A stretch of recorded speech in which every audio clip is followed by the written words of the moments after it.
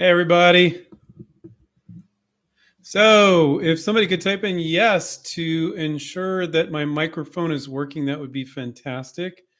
And we're going to start getting to the questions. So let me take a sip of water here before you get going. Think I got enough water here for an hour? I think I'm good. If I drink all that, I'll be in trouble. I'll need to go take a bathroom break. So my name is Andrew Krause, one of the co-founders here at InventRight. Stephen Keys, our other co-founder. And we co-founded InventRight 21 years ago. And we've been coaching and mentoring inventors ever since to license their products. So when you license a product, it's that big company's money, their workforce, sales, marketing, manufacturing, advertising. You don't need to hire employees. And their existing distribution. Maybe they're already in 30,000 stores, for example. So when you license, you don't need to say things to me or anybody else about I need funding. I need fund. No, you don't. You don't need funding. You don't need to hire employees. You don't need to worry about starting a business per se. Yeah, I mean, it's kind of a business if you're working on licensing to companies and then they're taking all the work from there, if you want to call that a business. But you don't need to hire employees. You don't need a single employee. And to be honest with you, retailers really don't like one SKU, one product, brand new companies. They're really not interested in buying products from you. They're afraid you're going to not deliver on time. You're going to have quality control issues. You're going to have money issues, all these things. So when you license to that big company, you are that big company, and they believe that big company that already has 5 products in their store can deliver. They know they have a reputation. So when you license to big companies, you are them, and you can think big. So for them to sell, it depends on the product, 20,000 units, 50, 500,000 units, 2 million units, it depends on the type of product it is, right? It's not craziness. But for you to be able to do that would be very, very difficult. We really don't want you to mortgage your house and home and get yourself into financial trouble. And so with licensing, all that financial risk is off on the company that you license to. So I don't see anybody that said yes into the chat yet that you can hear me. So it was good to confirm. My typical browser wasn't working, so I'm using this browser. So hopefully it's working. Can somebody type in yes? There we go. Thank you, Jeff. Okay, we're good. All right, now everybody's typing yes. Okay, stop. All right, I'm just kidding. Okay. All right, so let's start with Kevin here. I'm going to try to be pretty equal in that if there's some person asking like 4 questions and there's somebody that I didn't get to yet, I'm going to try to go to them and jump back. This entire hour is completely free, so I'm just going to tell you guys now. Sometimes I say it at the end, which I will say at the end, but the way you can thank us and thank InventRight for giving an hour of our time for free to answer your questions, and we are experts. We've been doing this for over 2 decades. Is to subscribe to our channel. So click on subscribe, click on the little notification icon, then watch more of our videos and give them thumbs up. That's the way you could say thank you to me for giving this kind of free advice. And then, of course, if you want more help, you can go to inventRight.com and you can check out all our free resources. There's a big blue button with free resources, but you can also check out our coaching program. So that's inventRight.com. I'll type it in here. Type. I didn't have it ready to paste, so I'm going to type it in. There you go. Okay. So there's a couple things on that page at inventRight.com. One is free resources in the upper right-hand corner of the home page, and there's a lot of incredible free resources that we have. And then the other thing is, if you see a pop-up for a webinar series, sign up for that. We're doing a year-long webinar series on the InventRight 10-step system. You can also take a look at our book, One Simple Idea, that has our InventRight 10-step system.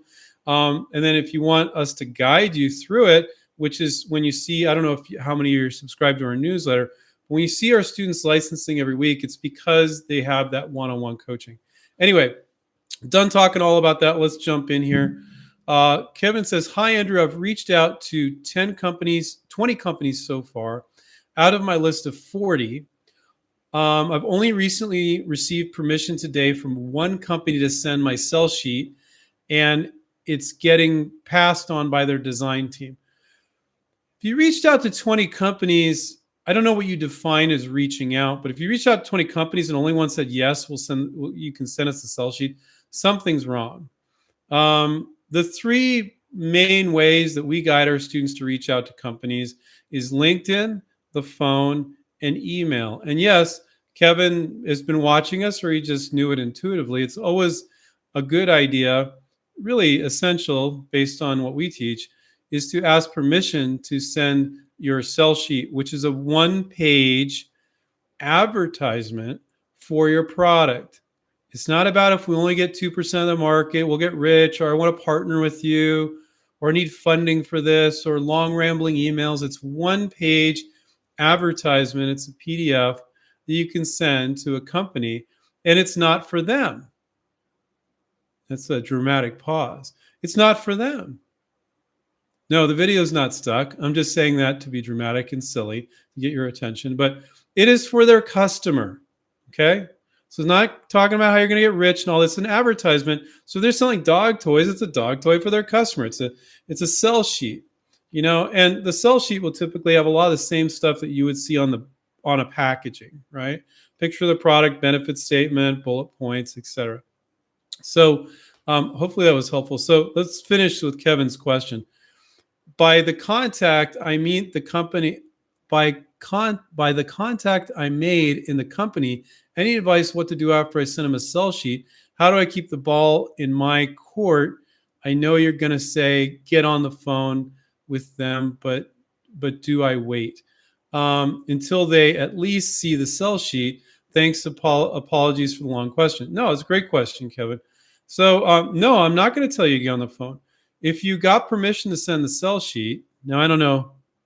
Okay, for the one that you got permission to send the sell sheet to, give them some time, 2-3 weeks, to let them take a look at it, and then you get back to them. For if you're reaching out on LinkedIn and just crickets, maybe you're not reaching out saying the right thing, or maybe you just need to reach out again. But realize when you reach out on LinkedIn and somebody's added you as a contact, it doesn't sound like maybe you're not using LinkedIn, but because if you reached out to 20 companies and they haven't got back to you, it's like they added you to their LinkedIn. Usually they'll get back to you if that's the case. So, but realize when you send somebody a message on LinkedIn, it shows, right? And it shows in their direct messages. And then if you send it again a week later, once they see the new message, they'll see the chain of the prior message. So conducting yourself professionally on LinkedIn is very important, because they'll see the chain of what you sent and when. So that's a little different with an email, right? They don't even remember the last email. If you send a new email, then, unless you keep that chain together, which if you send them a sell sheet and they said they would take a look at it, it's great to have that email chain. But if you're just emailing them again, you don't have to have that email chain. You'd be like, oh, they're busy, they didn't see it, I'll just send it again. So no, I don't think that's your question, though, Kevin. For that one company that said, would we see it? And you said their design team passed on it. I'd say just keep reaching out. And, the thing that can tell you that if you're a little irritated by the answer is we give that same answer to our students. We find that people, when they're new to this, they don't understand the volume of outreach they need to do. Now, when I say volume and it makes it sound like difficult or something, it's not. But it's you need to be a very persistent, polite pest, okay? And even with our students, with all the training and a coach guiding them every week, quite often people will complain, I reach out to 20 companies, nothing yet. The coach is like, so that's normal, And then you start reaching out, doing some different things, or just reaching out again. And maybe on the second or third or fourth time, they respond, oh, yeah, send me the sell sheet. Or, oh, no, we're not open to ideas, if it's one of the few that aren't open to ideas. But yeah, sometimes if you're not getting traction on LinkedIn, that same person, they have a LinkedIn profile, but they're never looking at it. And they're not adding you to their LinkedIn. So you can't send them a message if you don't add them to your LinkedIn. And you don't want to send a custom connection request. You just want to send standard connection request. So yeah, sometimes, Kevin, what you're saying is picking up the phone, and that same company that was completely non-responsive on LinkedIn is the gatekeeper's like, oh, that would be Bob, and he likes email. Here's his email, or whatever. They might say a litany of different things.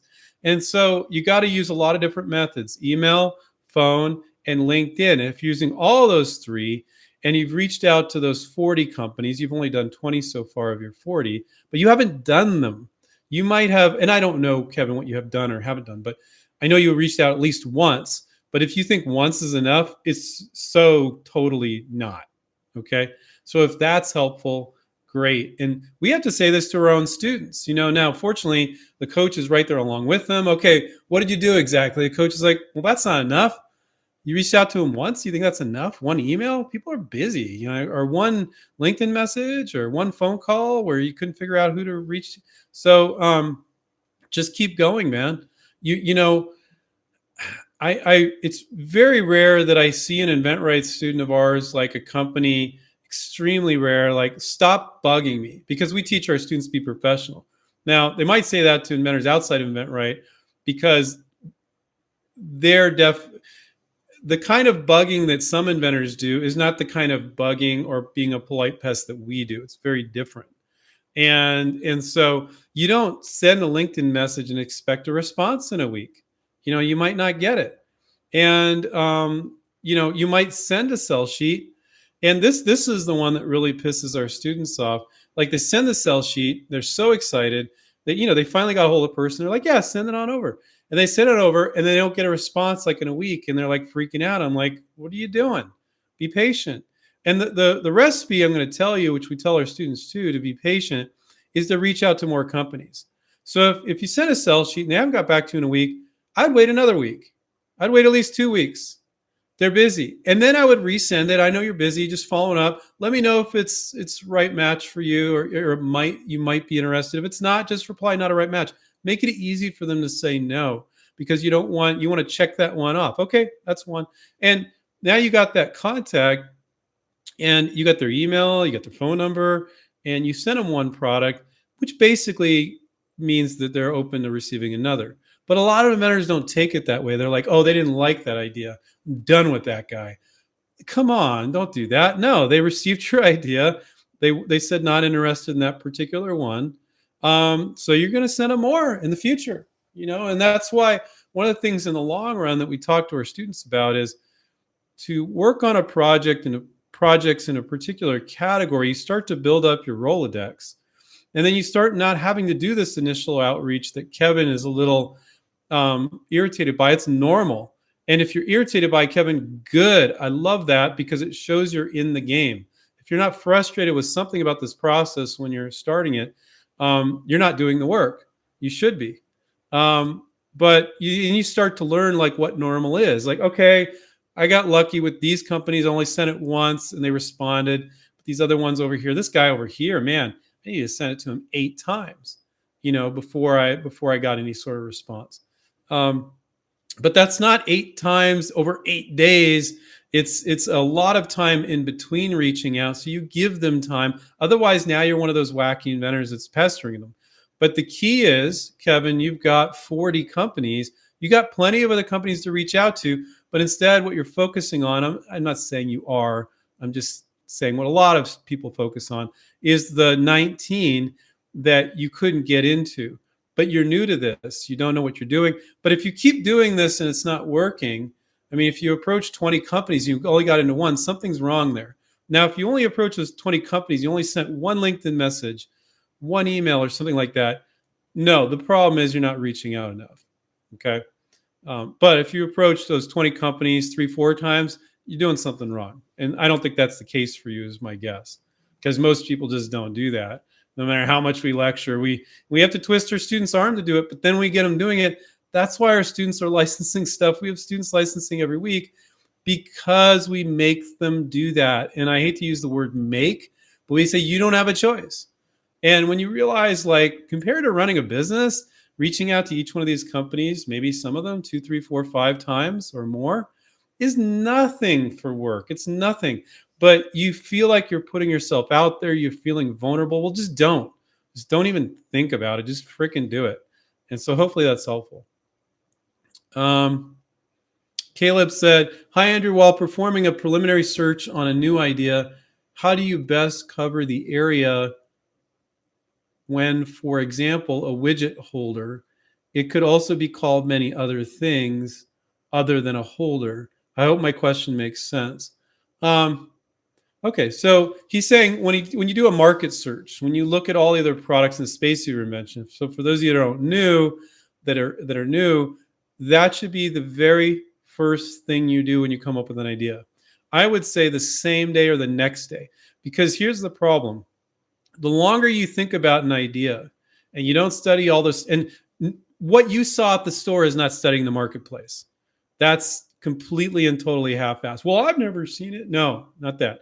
You're in depth spending 2 to 4 hours studying Google Images, studying Google Shopping, going on Amazon, and for industrial products, Google Images will do the trick for you. I know industrial products aren't on Amazon. I get that, but you're spending a ton of time. And yeah, I mean, one of our coaches, Courtney, said she can do that sometimes in 20, 30 minutes, but she's very experienced.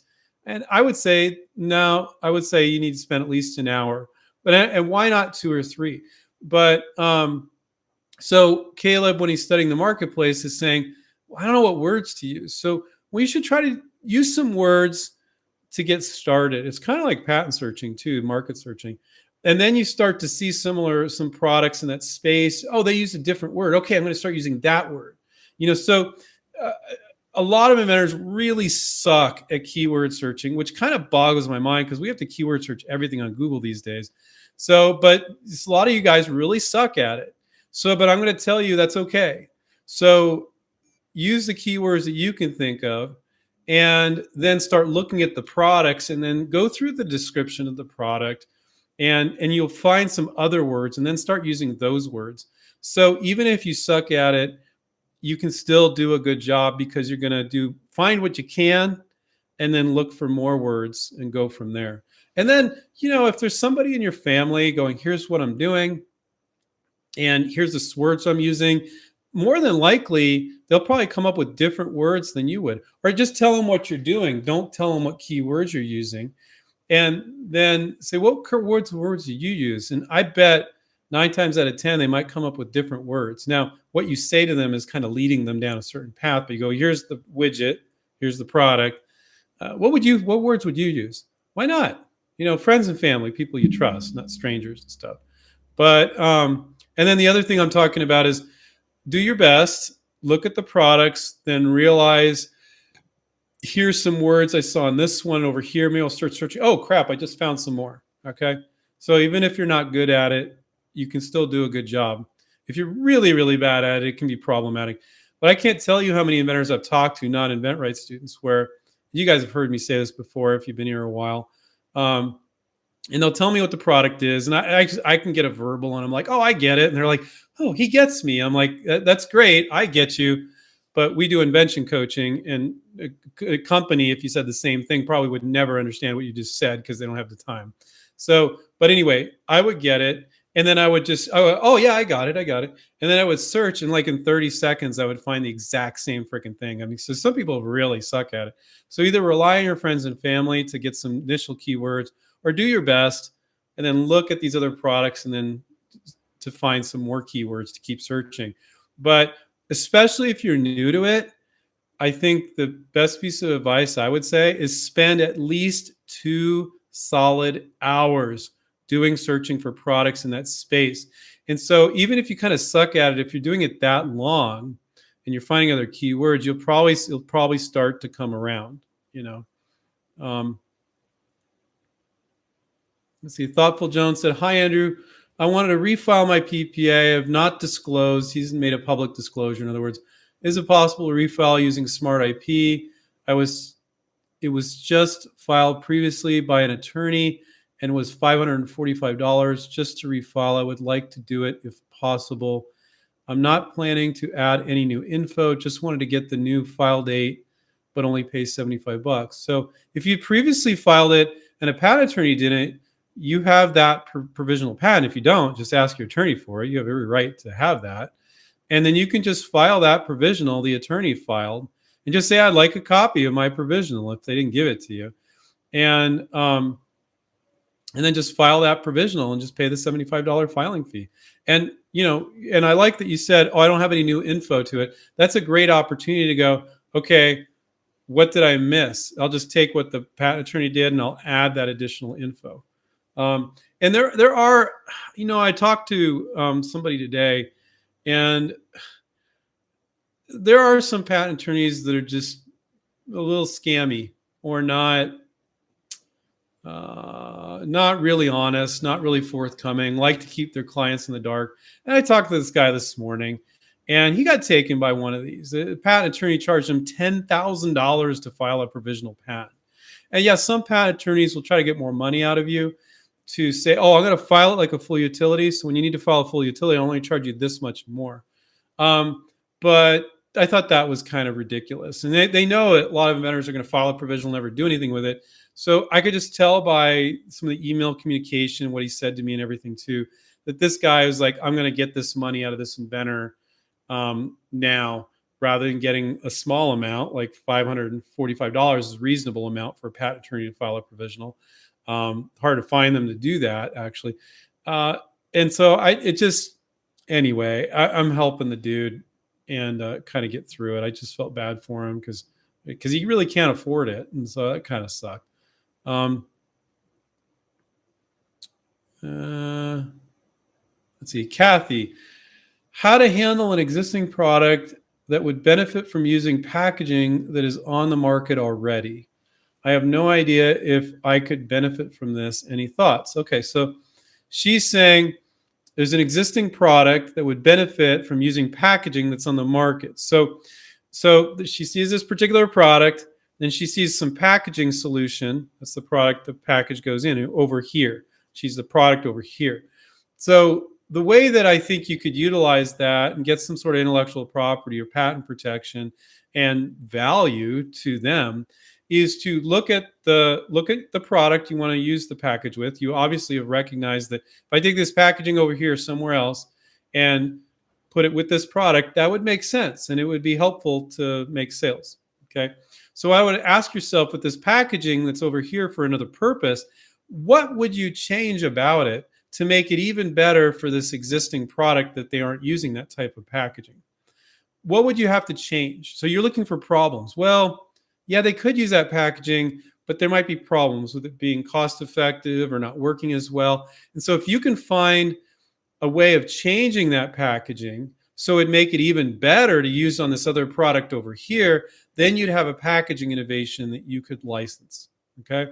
But if they don't have to change anything about it, that packaging exists, and you just want to make a suggestion. I mean, I'm sure this isn't your invention. You just tell the company, oh, you should put it in a blister pack. You'd sell more. People could see it better. No, that's not an invention you can license. But if you make it really a unique, different type of packaging than what's out there, because it would work better with this, then you'd have something to license. Okay. So, but otherwise, it's just like a helpful suggestion, and I don't see anybody paying you for that.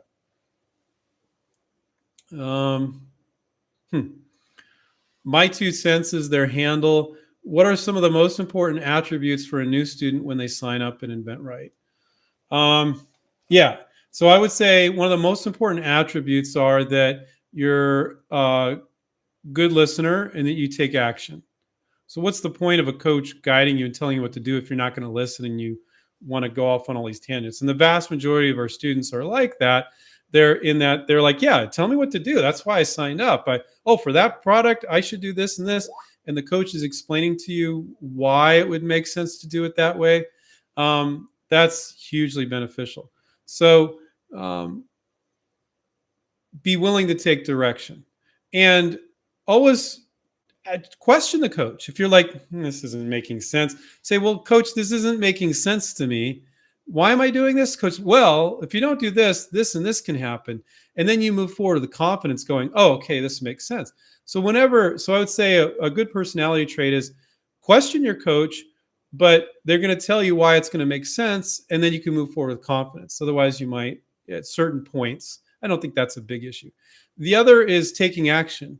It's kind of a shock to go from just dreaming up ideas to actually working on them, which is what we do with our students. So when you're an InventRight student, you're working on your freaking project every week, and you're spending 2 to 6 hours every week. So it's your work ethic is more important than your idea. If I had an InventRight student over here, this brilliant idea, I'm like, wow, it's so cool. Oh my God. And they're half-assing the work. And I got another InventRight student over here, and it's an improvement to a product. It makes sense. It would make sense. I can see somebody licensing that, and they're really doing the work. They will license with just an okay product way faster, or this person probably won't do it at all if they're half-assing the work. Oh, they're my 3 favorite companies. No, I don't want to. No, these are my 3 favorite companies. I don't want to contact those other 20 or whatever. There's a million things, different things that people do. So having a work ethic is way more important than your idea. Now, fortunately, that work ethic doesn't require you to quit your day job, run a business, manage employees, all this stuff. It just requires to reach out to 20, 30, 40 companies and present them with your sell sheet. You don't need to pitch them because your sell sheet is pitching them. And do that work and be willing to get a bunch of no's. So have a work ethic and be willing to get a bunch of no's and realize every no moves you closer to a yes. And the other thing that I would say is realize you're not a one-trick pony. You know, if this is the only product you're ever going to work on, you're going to be devastated if you don't license this product. Well, then you get the wrong attitude, because some people license their second or third or fourth product. And if you can, for new products you work on, plenty of people have already blown a bunch of money on patents and prototypes, invest less than $300 per product or something about there. You'll always have the financial bandwidth to move on to your next idea. So go through the process knowing that the first time you do it is a little more frustrating because you're doing 2 things. You're learning to work to license the product, and you're actually working on licensing a real product on that first product. But when I see people work on their second product, goes 2 to 10 times faster. I don't know if it's 10 times, but maybe 2 to 5 times faster, because everything is familiar. So realize and have a mindset like, yes, I want to license this product, but also always keep in mind, like, I'm learning this skill. Like, if you just don't take a second to go, oh crap, I just got into all those companies, or I got these companies showing interest, or I had the conversation with this company, or I made a kick-ass sell sheet, or I filed my PPA. I thought that was so difficult. Now I realize it's not. Enjoy the journey as you take it. And there's nobody that knows that journey better than an InventRight coach. So celebrate all those victories along the way. Don't just celebrate standing at the top of the mountain, because then you're going to feel empowered all along the way. You know, so wow, that was a really in-depth answer. So my 2 cents is their handle. That would be my advice. And if you do that, have a work ethic, have a positive attitude. Don't hesitate to question your coach. But when they tell you the reason why you're doing it, and you're like, no, okay, that makes sense, just freaking do it then. You know, it's got to make sense to you, though. I mean, you can't just blindly tell people what to do and not tell them why. You know, I don't think we always tell exactly why, but when people ask, we do. And there is a reason behind everything we do with our 10-step system. Okay. Ethan said, happy President's Day, Andrew. Thank you, Ethan. Let's see. Raul says, hey, Andrew, is it possible to use different technologies from different industries to create an entirely new product in an existing market? Absolutely. It's like mix and match. You can take things from different industries, mix and match them. And as I was saying earlier, I think I forget who it was, is when you do that, think, okay, what's new? Yeah, I took something here and there and I made something new, but what's the problem with doing that? And maybe you're like, well, I don't think that would quite work. And then go, okay, but the problem is this. And when you come up with problems, you then you're going to work on a solution. When you have a solution to a problem, you not only have a better product, but you also have something that's patentable. And our students license stuff all the time that they just get a provisional on. Company doesn't care about the patent. They do a license deal. They still pay them royalties. A lot of people are shocked by that. So it's not always important. But when you look for problems and solve them, then you have something that is more marketable and thus more patentable. But you always look to solve the marketing issue first. Like, how am I going to make this work? How is this marketable? How am I going to make this an intriguing product? Because patenting stuff that is not on the intriguing product itself, what's the point of that? I mean, I could guarantee that you guys would get a patent on every one of your inventions 100% of the time. If you put some really weak claim in there that's so narrow, the patent office can be like, sure, you can have that. They're probably thinking like, that's not going to protect you, but you can get a patent every time. Patents don't mean that much, really. So make it marketable. And then when you patent around that core functionality that nobody else can do, then now the patent means something more, right? So Raul, that was a great question. Thank you. Let's see. Super I can't, super wave, let's call her that. I live in the UK and get a licensing agreement within the US. Would you have to have a company in the US for it to work? No, absolutely not. We've had students in over 65 countries. I had this woman on a French Polynesian island. The population of the entire island was 1,000 people. They don't care, super wave. They don't care. They just care that you have a good idea. It doesn't matter where you live. And, you know, the UK is a little bit more old school. If it's a UK company, it's big in the US, that's as good as a US company, if you ask me. That's the same. But if it's a UK company and only sells in the UK, Europe's still a little bit more old school. They might say, well, who are you? What's your track record? All that. What's your resume? You know, we don't get that over here. And you won't get it with European companies that are big in the US because you have US people working there. And in the US, we have this attitude like anybody can make it. So they're not asking you what your education is. They don't care. They just want that product. There's no difference between a super experienced inventor and you. It's just whatever the sell sheet is you're showing them. So you don't need a US company. You don't need any of that. So you could definitely be in the UK and license US company. We have tons of students do it. We had a student not that long ago licensed to a UK company. You know, so I'm not saying you can't do deals in the UK. You absolutely can. But if you only super wave, if you only focus on the UK, you probably won't license anything, and you're going to be beating your head against a brick wall. It doesn't mean don't add some UK companies. You know, I know you want to represent your own country and all that, but you know what you really want to represent is your product. Get people enjoying your product. Okay, and some of those US companies or European companies, they might sell 80% of their product in the US and 20% in Europe, so it might end up in the store down the street from you. You know, so definitely. Concrete said, hello, would it be a good idea to include an estimate of cost of goods on your email presentation to a potential licensee? No, no, and no. You will never get a kind of price they would get. So if you get these costs, they will get way better costs than you ever could. Do not do that. Don't do it. Now, you might have it, and after they show interest, you might discuss it and go, well, I got some quotes. I don't think it's necessary. I got some quotes, but you guys get way better prices than this. But that's after they show interest. Probably not on the first call either even. So let them use their imagination. If it's a product that has some serious, if you think they're going to look at it and go, oh boy, I don't even know how we would make this, or there's some serious issues, and you had contacted a manufacturer and overcome those issues, you could mention that. You know, I know it might be look hard here, but I got that figured out. So if you're interested, let me know. That might be fun, but do not include costing. No, don't do that. Margie said, hi, Andrew. In a previous Q&As, you said we have to file the PPA in one sitting with the USPTO. Do you know how we could see the questions first and write up the PPA in a rough draft before filing? No, I think you're misunderstanding, Margie. What I said is when you're actually filing it, not when you're writing it.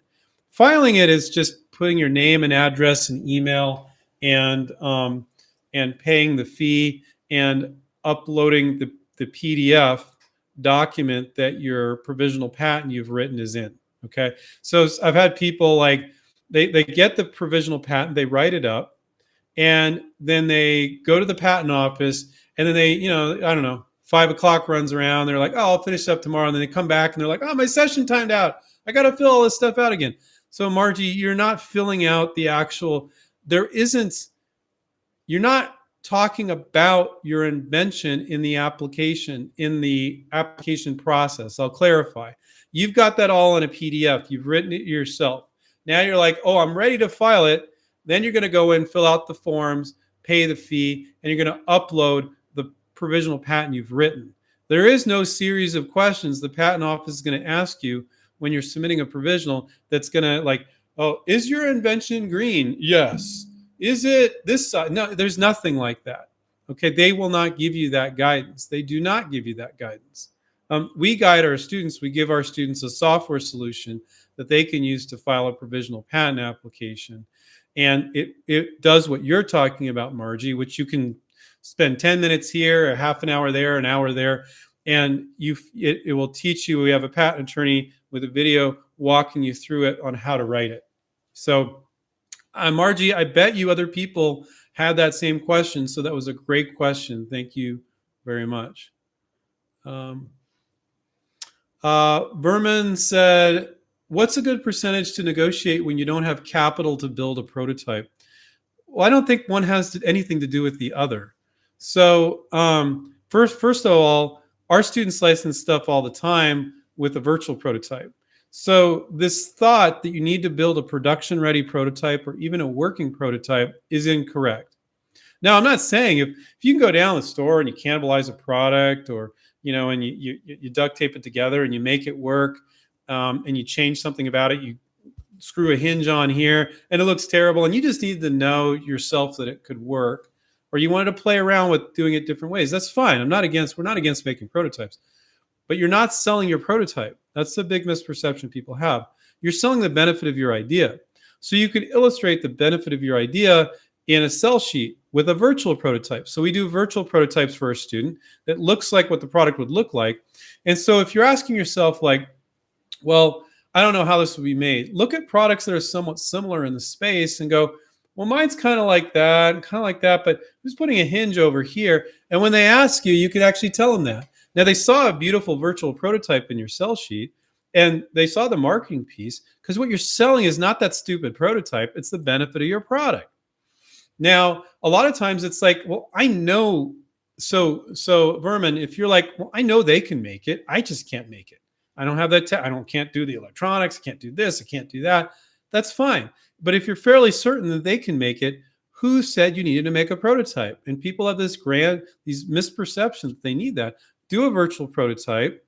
If you're a student of ours, we do that for you, or you can get one elsewhere.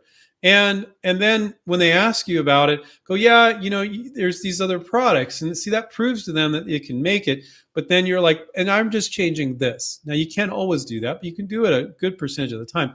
But go fish and get the interest. And then if they light a fire under your butt, no, we need a working prototype. First of all, a lot of time you can convince them to go ahead and, maybe they have enough information. Maybe they don't, quite often they don't want to make a prototype. They're like, oh yeah, we get it.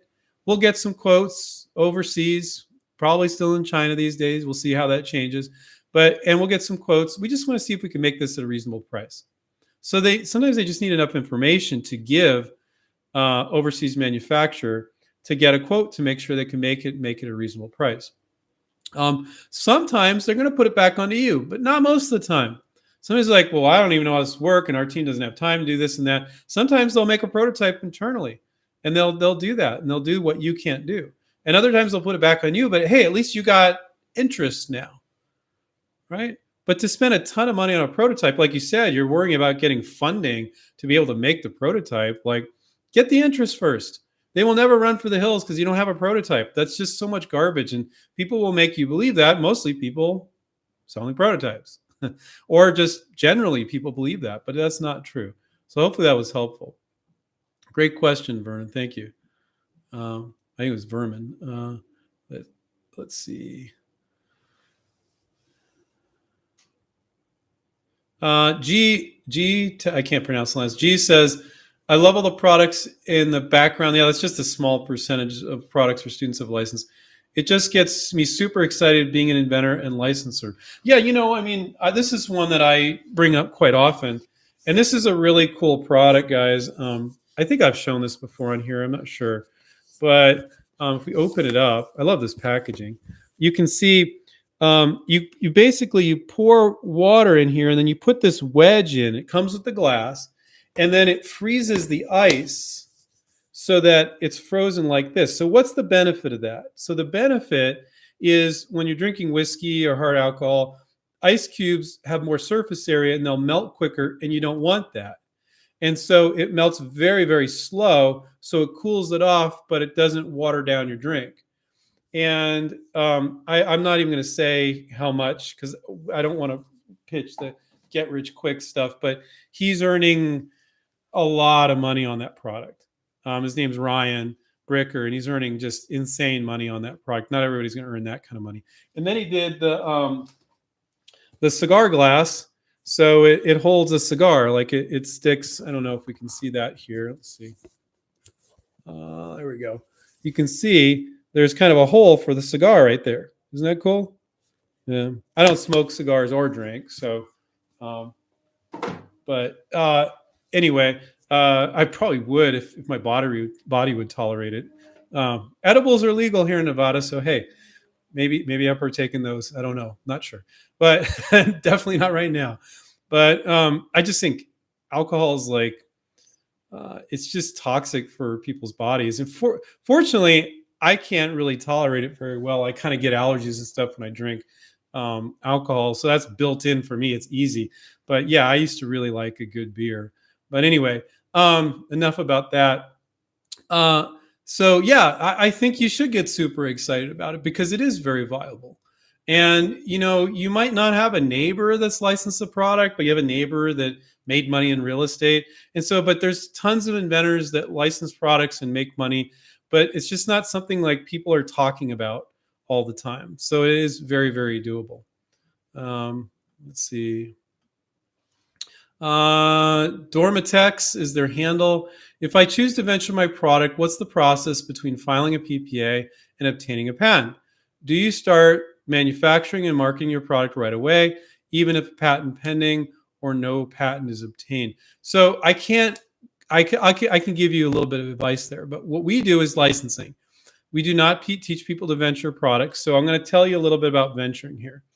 If you have another job or a business, you're going to need to dump it. You cannot seriously venture a product and have a full-time business or have a full-time job. Okay. Now, yeah, you can make some products, sell it on Etsy or eBay or something, but that's not what most of you have in mind when you talk about making and selling your own product. Also, retailers do not like you. It's just imagine if Bed Bath & Beyond had 50,000 SKUs, Scott keeping units, different products, and everyone had a different vendor. They want to deal with a vendor that has 5, 10, 15, 20, 80 products. I mean, there's one company that one of our students licensed. They have 8,000 products, so they don't want to deal with as many people. Also, you're not going to survive most of the time in any decent way as a one SKU, one product company. So if you start a company for your one product, if you don't, you're going to work your ass off to get into any retail channels if you can do it at all. And then you're going to need to build up a product line. So one of the Bridging the Gap companies that came on recently, we have these companies that come on and talk to our students, say, this is our company, this is what we're looking for. And they said, our models change. We don't do one product ever again. We only do product lines because that's what the retailers are telling us they want. And this is a DRTV company that typically will do one-offs, look for the big hit. So even they got to do product lines. So now Dormitex is your handle. Now what you're doing is committing yourself to run a business for probably 2 to 5 years at the very least and launch an entire line of products because retailers will not put up with you very long with your one product. They just won't. So now it's a much bigger endeavor. You need to hire employees. You need hundreds of thousands of dollars just to barely get started, guys. You can't have $50,000 and start a business. That's not going to work. It's just not going to work. And sometimes people, they're really short-sighted and they just look at the manufacturing. What about everything else? Oh my God, there's so many other costs other than just, well, I could make it for this. It's like, okay. And then your inventory is sitting around. You got employees. Who's going to sell it? You got this manufacturer's rep that comes on. He says, oh no, I got to have your East, I got to have the whole East Coast for an entire year. He's not selling shit. And then you can't take it away from him, and he's going to get those sales or all sorts of problems I could come up with. So with that said, I'm still going to answer your question. Your question was filing a PPA. I would not file that PPA if you were venturing the product. Give yourself extra time until the week before you go public with it. So that way you got the whole year the provisional gives you, and then you can file a full utility. But you've got to file a utility within a year of filing a provisional and within a year of making a public disclosure. When you're licensing, it's a gray area in that it's not public disclosure if you're just showing it to potential licensees privately. But once you go public with it, if you're selling it yourself, the 1 year on bar rule starts ticking. That's the legal term. And you're just toast. If you don't file a full utility within a year of making that public disclosure, you're screwed. You have no patent rights on whatever you publicly disclose. You could get it on an improvement you made. So what I would do if I was venturing Dormitex is file the provisional the week before you're ready to start going out there, especially if you're thin financially. But if you're thin financially, you should be questioning whether or not you should be venturing this thing, you know. So, you know, but anyway, so hopefully that was helpful.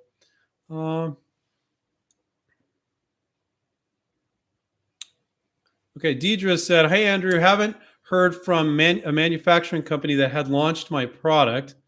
Okay, they have had it since January. Okay, that's not very long. And said waiting for a response from multiple company campaign. Should I take my product back?" I'm very confused, Deidre. You haven't heard from a manufacturing company that had launched my product. They launched your product? Did you license it to them? They had it since January. I don't know if you mean last January or this January. Waiting response from multiple company campaign. Should I take my product back? I don't know if you mean last Jan. I don't have enough information, Deidre, to go on there. If you want to type in more details, we do have 12 minutes left. I'll try to page down to the bottom and see if I can help you out. But I don't have enough info to properly answer that. Andrew says, "Hi, Andrew." Two Andrews there. I like your name. Great name. Does a licensing company have the ability to distribute your products internationally? Yes. They're not a licensing company. So just, you know, I realize everybody's new here. They're a company, a brand. So you license to a brand that sells to the retailers where you want to be, right? And some of those companies only sell in the US and Canada, and other ones sell in US, Canada, Asia, Europe, Australia, Africa, everywhere. It depends on the company. So they're basically going to do whatever they already do. So when you do a licensing deal, if they're only in the US and Canada, which is a lot, you could retain the rights for international sales. And it's not something you say on the first call, but you go, well, you guys aren't selling over there. You want worldwide rights? Really? Can I keep Europe? It's, you know, and you got exclusive for the US and Canada. So that's the way you can break it out. But they're not a licensing company. And I'm just correcting you on the words just so you're learning, Andrew. They're a brand that manufactures and sells products in all the retailers where you want to be. And so, yeah, some of them sell internationally. A lot of them do. We get students license stuff, and the company ends up selling like 80% of the product in the US and 20% overseas. And don't think and this is how expensive patents are, guys. Even they are quite often like, oh, yeah, we want to do the US patent. We're not doing European patent. We'll just sell there. We don't care. We got good distribution. That's our protection. So don't expect them to spend hundreds of thousands of dollars in patents around the world, because that's what it freaking costs. And that is one of the things that a lot of inventors are very unrealistic about. If even large companies don't want to file patents around the world, what makes you think you should be doing that? You know, and I'm not telling you not to. I'm not providing legal advice. I'm just giving you a frame of reference there. But they'll sign a licensing deal where they got to pay you in those other countries. Our students do that all the time. Let's see. Boom said, "Done with that guy. LOL. I do that." I'm not sure what we're referring to there because it's on the timeline, but it sounds funny. Okay. Gunnes. Sorry, I'm not pronouncing that right. Hello. Thank you so much for all the great advice. My question is how to license a medical product. Would you consider licensing medical products harder? If so, why? Yes, medical products are harder.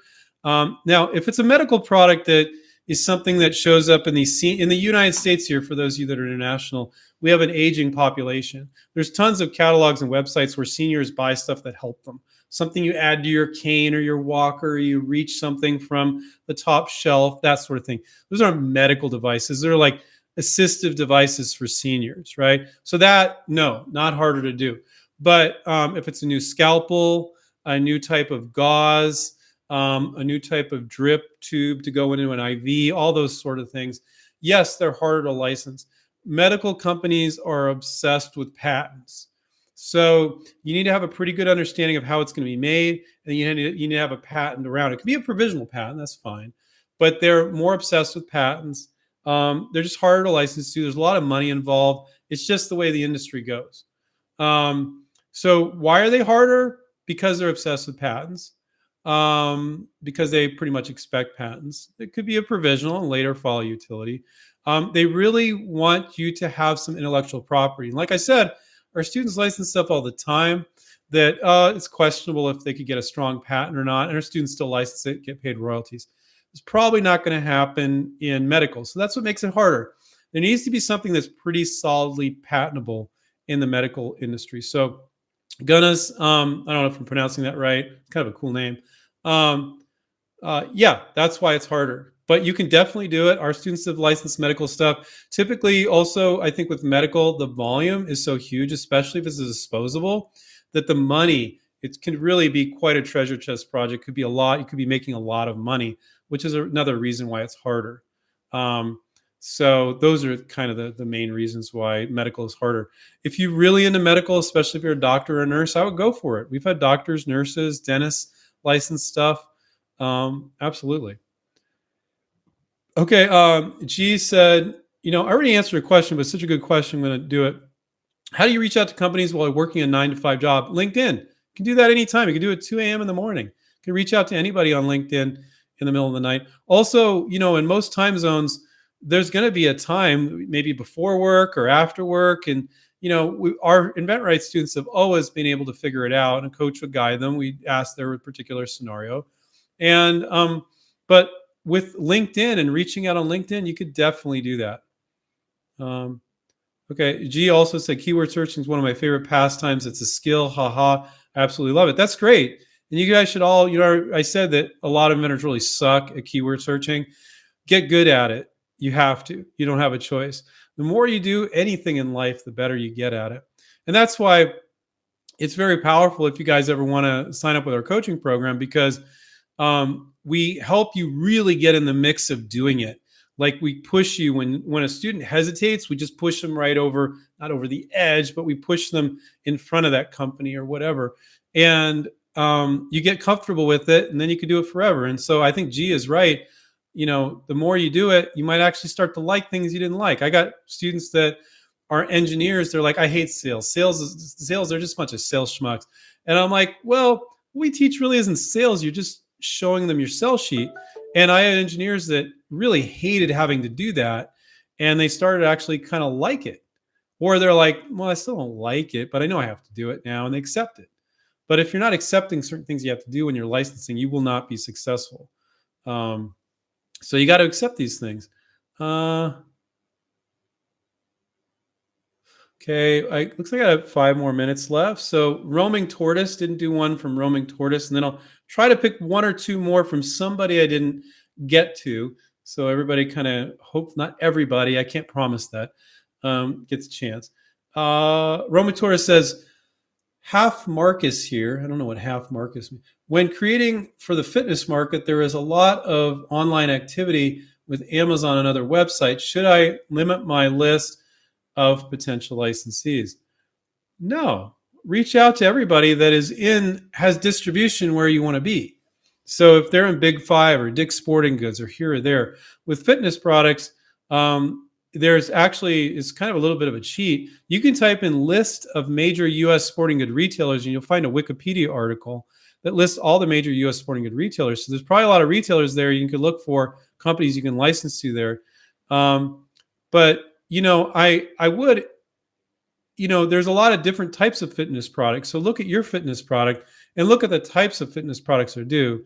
Like, if a company is just making dumbbells and stretchy bands and stuff, and you've got this machine, it's like, no, you're not going to approach a company that's making stretchy bands and just dumbbells, and they don't have a single machine in their product line with your entire new weightlifting machine.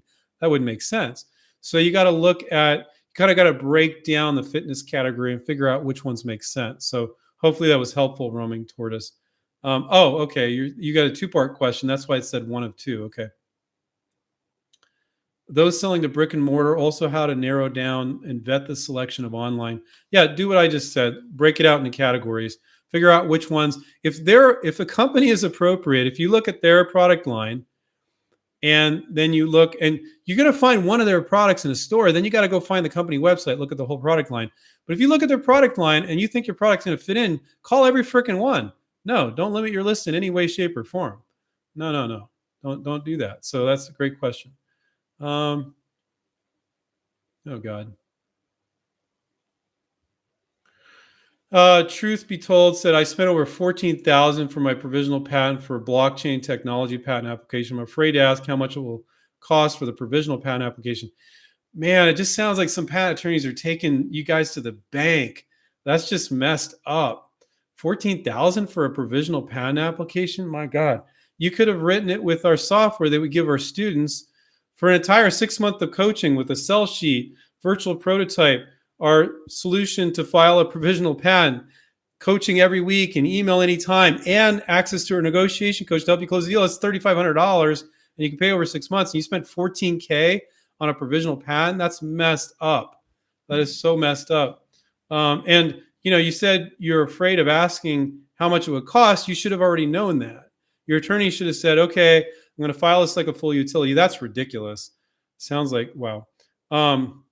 And then this is how much it's going to cost to upgrade to a full utility if you do it. But just don't do that again. And the blockchain stuff, guys, I talk to people interested in the blockchain stuff. I'm not an expert at it. I find it fascinating. But everybody thinks it's like the next gold rush. Yeah, man.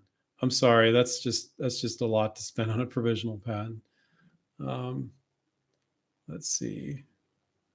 Yeah, I have a patent attorney that would file a provisional for you for $2,500, and then he would only charge another, I think about $1,500 to do the full patent, which that is very unusually cheap. I think maybe another $2,000, but like $4,500 for a full utility, and having done a provisional before. But I don't even recommend you do that. Just file the provisional yourself.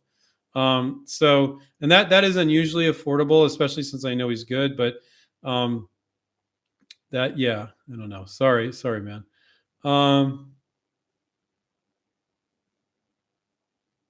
Yeah. Ivy said the journey must have been even more fun once you license your first product, a mental game of having to have proven it to yourself. I don't think you have to have licensed a product to have proven it to yourself. I think that once you make your sell sheet, file your provisional, and you reach out to 20, 30 companies, and some say yes, send me your sell sheet, some say no, we're not open, and then you get a little interest here or there. You've already proved it to yourself. You proved that this is doable. So I don't think that you need to have done that on your first product. That's like the wrong mindset. Now, Ivy, I get what you're saying, and I think it's great. But if you got some interest and you didn't license that, and I get students all the time, and I think I've given this tip on here before, but I'm like, well, a lot of times you're going to get, most of the time, you're going to get non-specific no's. Not at this right, not at this time, not a right match.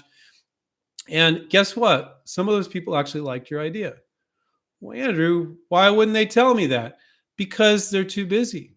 They've got tons of projects, inundated with email. They got a couple of bosses, tell them what to do all the time. They're like, I just don't have time for another project. They don't want to give you an inkling that they're interested, because then you're never going to go away.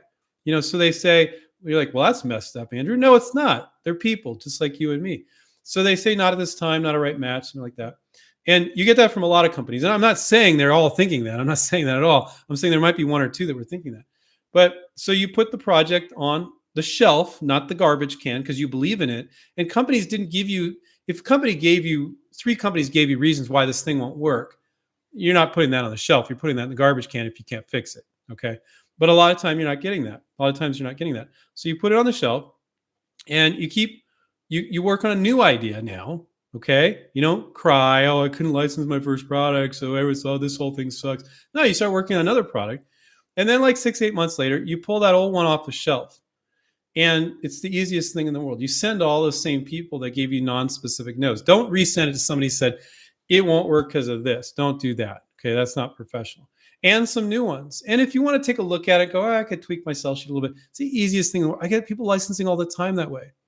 So, and I'll be honest with you, I started telling students to do that many, many, many years ago, not 20 years ago, because I would say only maybe about 10 years ago or so, because they couldn't get past, they couldn't license their baby, their first product.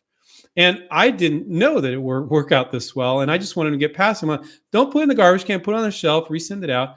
And they start working on their projects, and it worked. My goal was to get them to work on a second project, right? Because they were like, oh, I don't know if I can do this. And so then, but what started happening is people started licensing products based on that advice, and then it became part of our standard approach. Okay, so yeah, Ivy, it is very encouraging, but you don't have to license a product to be encouraged.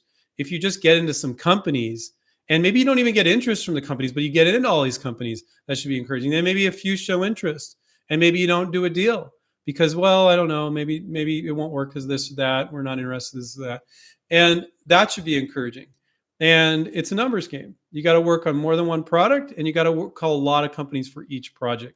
And it's just the work. And that's why licensing is less about your product idea, more about a work ethic. Now, no, you can't license a lump of coal. But if you got this idea, it's like this slight tweak. It's not mind blowing. A lot of times our students can license those. But then if I had another student over here that is, wow, that's so cool, but he's half-assing the work, he will not license. He or she would not license. Okay, so you do not need to have great ideas. But one thing you do have to do 100% of the time is have a work ethic and do the work. Now, fortunately, that work, you can spend 2 to 4 hours a week doing that work, or 2 to 6 hours a week doing that work. And then when you get good at it, you can even spend less because you got some companies built up, you made relationships with by the ones that said no, because you have a relationship with them now. So hopefully that's helpful. Let's see.